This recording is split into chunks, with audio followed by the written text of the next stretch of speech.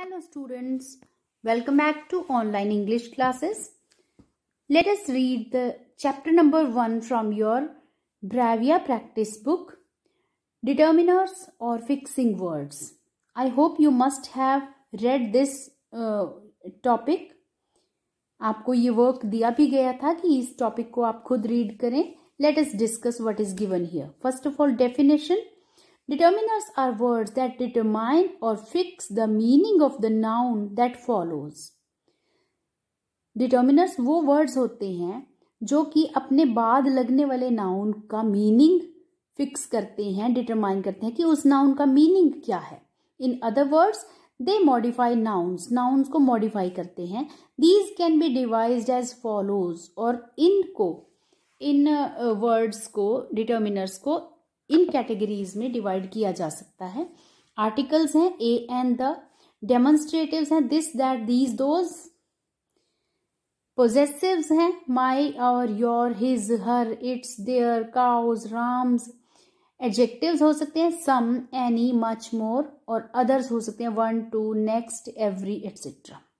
Okay, so these are determiners. Note, no two of these words can be put before a noun side by side. We can't say my this dog or these some girls. कोई भी इनमें से determiners, दो determiners एक साथ नहीं लग सकते. ओके, यूज ऑफ डिटर्मिनर्स, कैसे इनको यूज कैसे करेंगे. The major function of these determiners is to point out individual things or persons but not to describe them. ये पॉइंट आउट करते हैं किसी चीज को या किसी पर्सन को, इंडिविजुअल अलग अलग को. ये किसी को डिस्क्राइब नहीं करते, ये डिस्क्राइबिंग वर्ड्स नहीं होते. Okay, determiners are used with nouns which may be classified as countables and uncountables. Countables के साथ भी यूज हो सकते हैं, अनकाउंटेबल्स के साथ भी. Each and every, each is used for one of the two things. अगर दो की बात हो रही है उनमें से एक एक को कहा जाए तो each कहेंगे, और one of many things या फिर बहुत सारी बातें अगर कही जा रही है, बहुत सारी चीजें हैं उनमें से एक के लिए तो each कहा जाएगा. और every for one of many things and never for two things. every अगर कहा जाएगा तो बहुत सारी चीजों में से एक के लिए every कहा जाएगा, दो चीजों के लिए एवरी नहीं कहा जाएगा. Each of the two main was arrested. Each of the two main, दोनों आदमियों में से हर एक को, हर एक आदमी अरेस्ट कर लिया गया, गए नहीं गया. Okay, each soldier of the army was well armed. Army का हर एक सिपाही वेल आर्म्ड था, थे नहीं कहेंगे, था. Every student of the class appeared in the examination.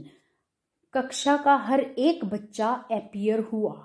Okay, note, each and every take a singular verb. Each और एवरी जहां भी लगेगा उनके साथ सिंगुलर वर्ब लगेगी. सबसे पहला पॉइंट आपने ये ध्यान रखना है.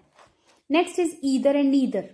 Either has two meanings. Either का मीनिंग एक तो होता है वन ऑफ द टू, ये वाला या वो वाला, या फिर दूसरा मीनिंग होता है ईच ऑफ द टू, ये वाला भी और वो वाला भी, दोनों. That is both. Neither is the opposite of either and it means neither the one nor the other. और neither का meaning होता है ना तो ये वाला और ना वो वाला.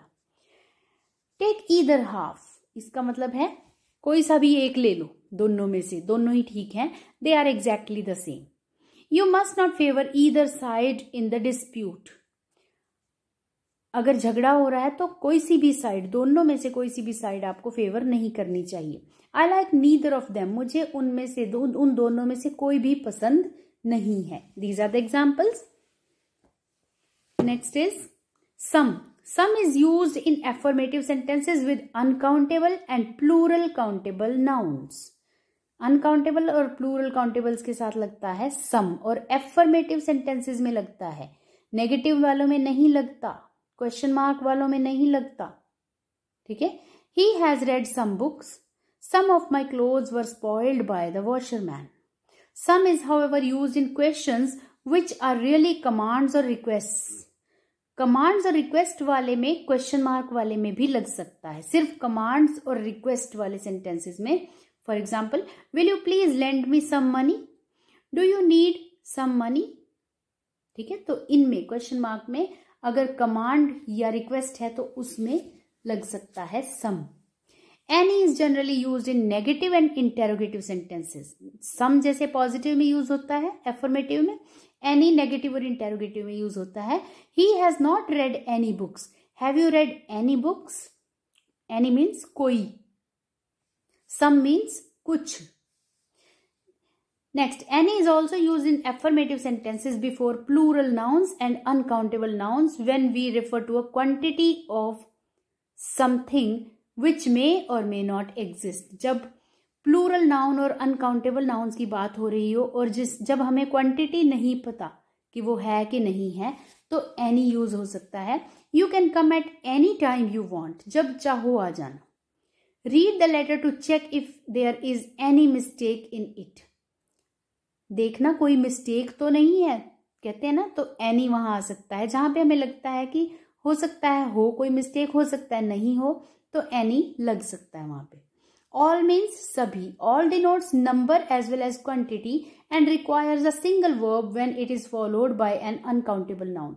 ऑल अगर सेंटेंस में यूज किया गया है तो ये क्वांटिटी को शो करता है और नंबर को भी शो कर सकता है, और ये सिंगुलर वर्ब के साथ लगता है। इसके बाद अनकाउंटेबल नाउन अगर लगा है तो सिंगुलर वर्ब लगेगी। All that glitters is not gold. जो भी चमकता है वो सोना नहीं होता। ऑल दैट ग्लिटर्स, ठीक है, जो भी चीज चमकती है सोना नहीं होती, तो यहाँ पे इज लगेगा इसके साथ। All requires a plural verb when followed by countable plural noun. अगर काउंटेबल प्लूरल नाउन लगा हुआ है उसके साथ ऑल वाले सेंटेंस में प्लूरल वर्ब लगेगी। ऑल द एप्पल्स, एप्पल्स है ना, all the apples are rotten. All students should come. Okay, next both. Both का मीनिंग होता है दोनों। Both is use when two things और persons are involved of the same kind. एक जैसे जब दो चीजें या दो पर्सन्स हैं तो बोथ लगता है। It may follow by and. Both वाले सेंटेंस में एंड जरूर लगता है, ठीक है।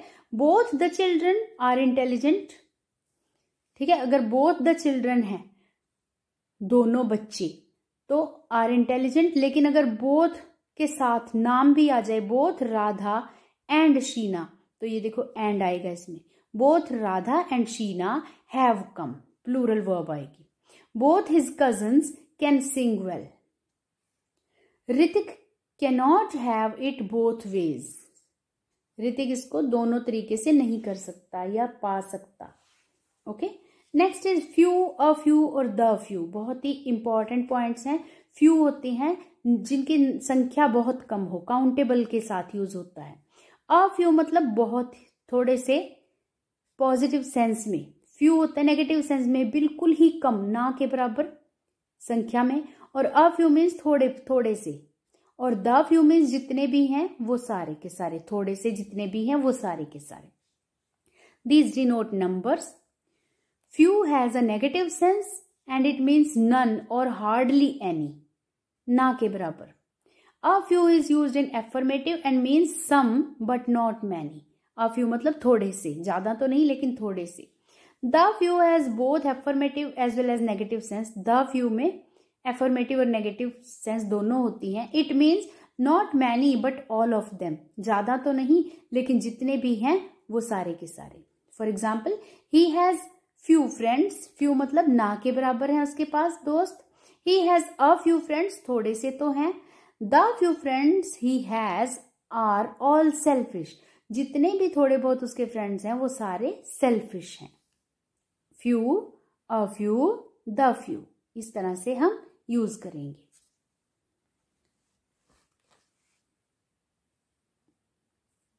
Okay, now come to the next page.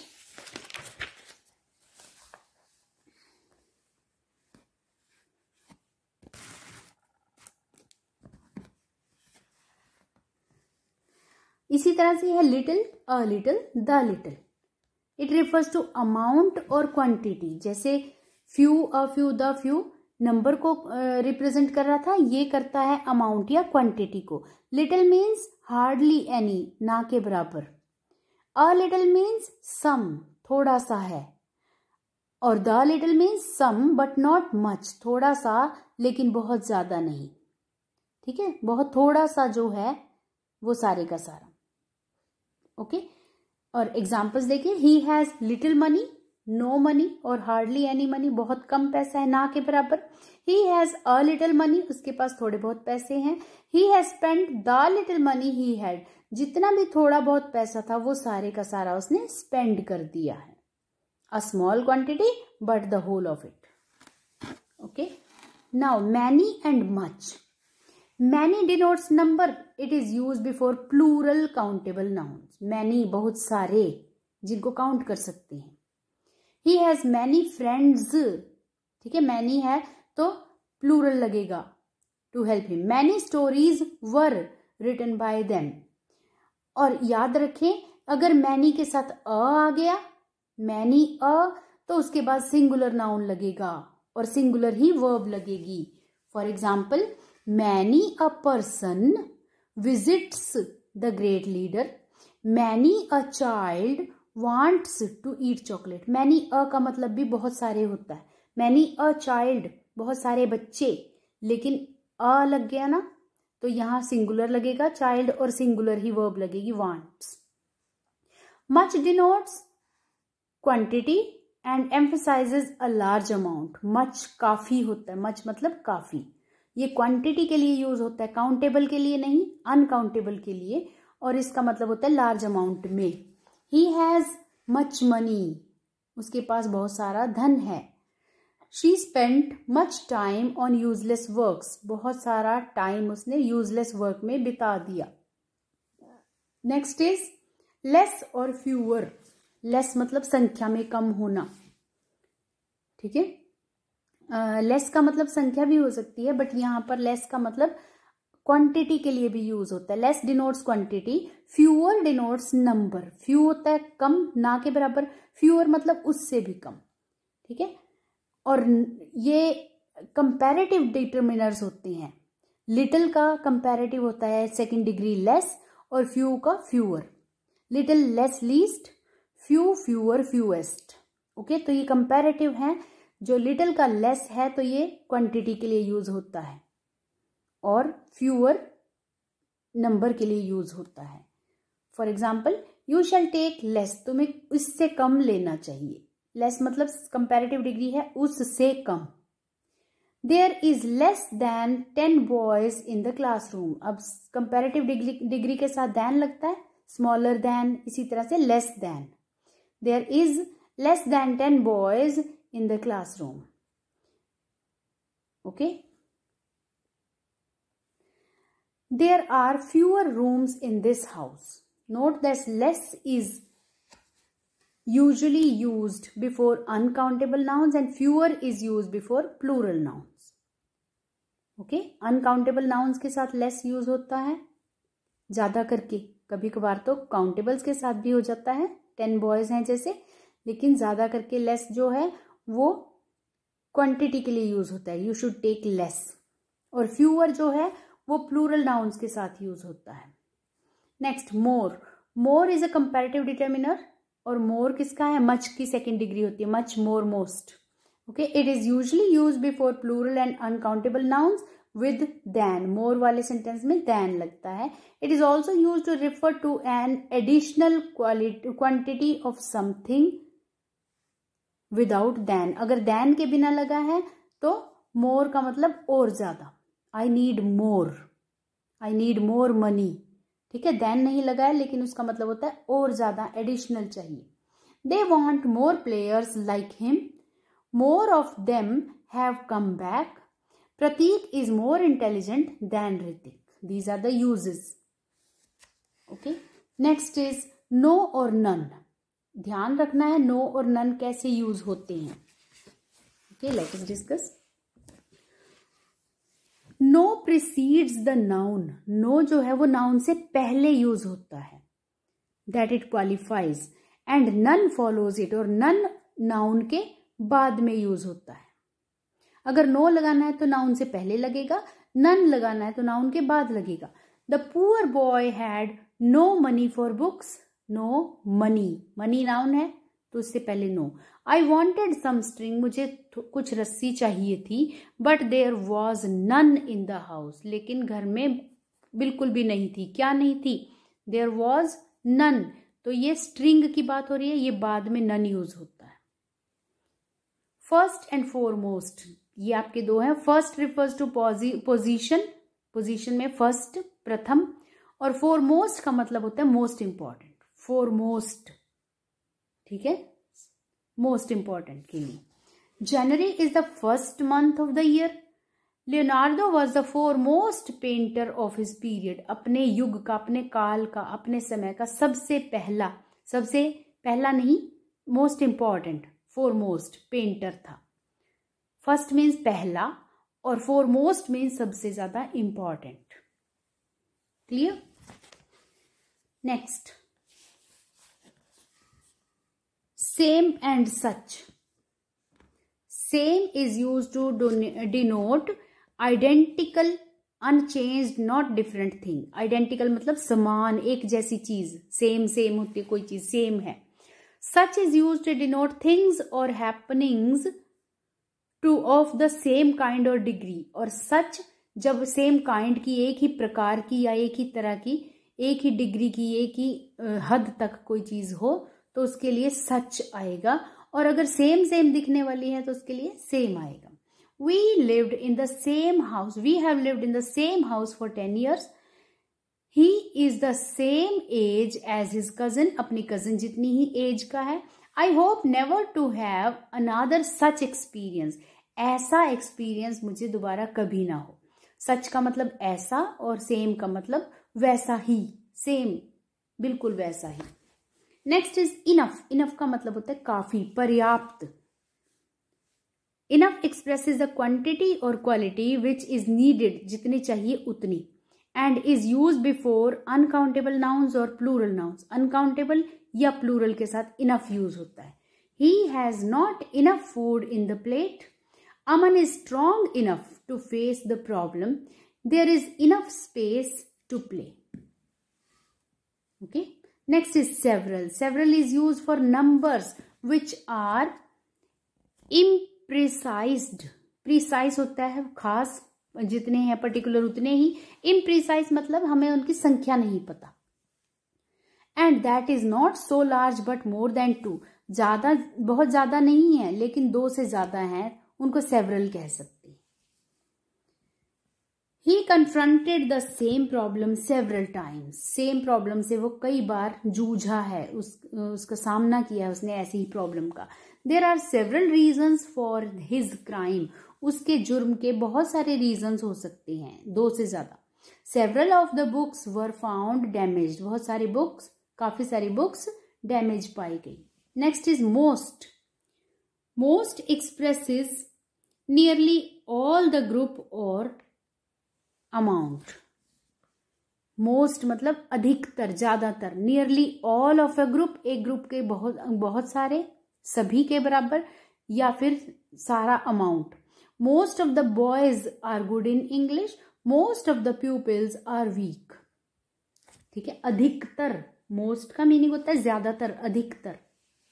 Next is each other and one another. ये भी आपने बड़ा ध्यान रखना है, ईच अदर कहाँ यूज करेंगे, वन अनादर कहाँ यूज होता है। Each other is used for 2। अगर 2 की बात हो रही है तो ईच अदर यूज करेंगे, और वन अनादर तब यूज होगा जब मोर देन 2 यूज हो रहे हो। The 2 friends helped each other, we should help one another in difficulties. 2 की बात है तो ईच अदर लगेगा, 2 से ज्यादा है तो वन अनादर लगता है, ध्यान रखना इस चीज का। Next is another. Another means एक और, उसके जैसा। It is used with singular countable nouns to talk about an additional person or the thing of the same type. An other, an और other को मिला के बनता है एक अन्य, उसको बना के बनता है another। तो ये भी सिंगुलर को, सिंगुलर काउंटेबल नाउन को डिनोट करता है, और ये सेम उसी जैसा पर्सन या उसी जैसी चीज की बात करता है। Could you have another cup of tea? क्या तुम एक कप चाय और लोगे, जैसा पिया है वैसा ही एक कप और। Okay, these are the determiners. उसके बाद आपके कंपाउंड डिटर्मिनर्स हैं, जैसे सम, एनी और नो लगा होता है, इनके साथ कुछ होता है, जैसे something, okay, something, somebody, sometime, somewhere, anybody, anyone, anywhere, anything, nobody, nothing, nowhere। तो ये कंपाउंड डिटर्मिनर्स होते हैं। Something is better than nothing. I sometimes have letters for him. Is there anyone at the door? Nobody else offer to help. Okay, something मतलब कोई चीज, कुछ चीज, somebody कोई व्यक्ति, समटाइम्स कई बार, समवेयर कहीं पर, एनीबडी कोई व्यक्ति, एनीवन कोई भी व्यक्ति, एनीवेयर कहीं भी, एनीथिंग कुछ भी, नोबडी कोई भी नहीं, नथिंग कुछ भी नहीं, नोवेयर कहीं भी नहीं। ये इनके मीनिंग्स होते हैं। Next, use of compound determiners, ये आप रीड करेंगे। ओके, इजी है, इतना मुश्किल नहीं होता ये। तो इसको आप कंपाउंड मीनिंग्स को रीड करेंगे। We will do the next exercises in the next period. Thank you.